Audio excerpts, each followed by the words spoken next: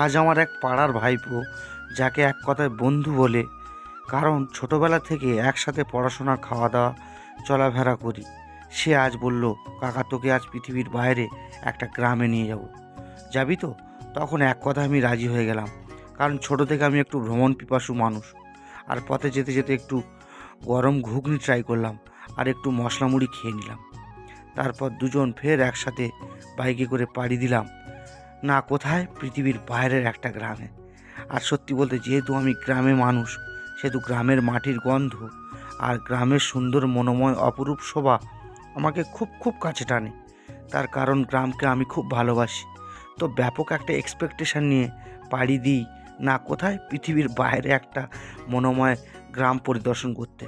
আর সত্যি বলতে, গ্রামের সেই রাস্তাঘাট আর গ্রামের মানুষজনদের সেই অপরূপ মুখের হাসি আমাকে গভীরভাবে উজ্জীবিত করে, আমাকে আবার নতুন করে যেন বাঁচতে শেখায়। তো 10 কিমি ঢালাই রাস্তা পেরিয়ে অবশেষে গ্রামের সেই মেঠো পথে আমরা উঠে পড়ি।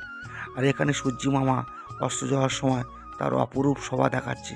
ও সত্যি সেই এক অপরূপ দৃশ্য। আর গ্রামের মেঠো পথ ধরে যেতে যেতে ছেলেবেলায় পড়া আমাদের গ্রাম কবিতাটি গভীরভাবে উজ্জীবিত করে আমাকে।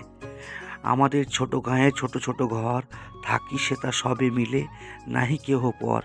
পাড়ার সকল ছেলে মোরা ভাই ভাই, একসাথে খেলি আর পাঠশালা যাই।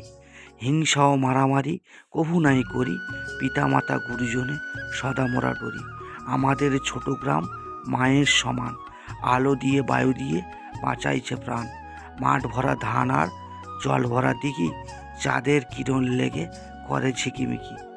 তো ফাইনালি পৌঁছে গেলাম ভাইপোরে এক আত্মীয়ের বাড়িতে। সত্যি এক অপরূপ দৃশ্যের সাক্ষী থাকলাম আমি।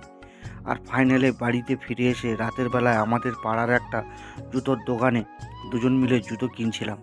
আর জুতোর দোকানটা দেখো কত সুন্দর, আর এখানে দেখো কত সুন্দর রাধা মাধবের ছবি বাঁধানো রয়েছে। সত্যি জুতোর দোকানটা কিন্তু অপরূপ সুন্দর। হ্যাঁ, আমি আর আমার ভাইপো এখানে জুতো কিনছিলাম। আর এইখানে দোকানদারের অবস্থা দেখো। যাই হোক, তো আর এখানে দেখো রাধা মাধবের কত সুন্দর ছবি।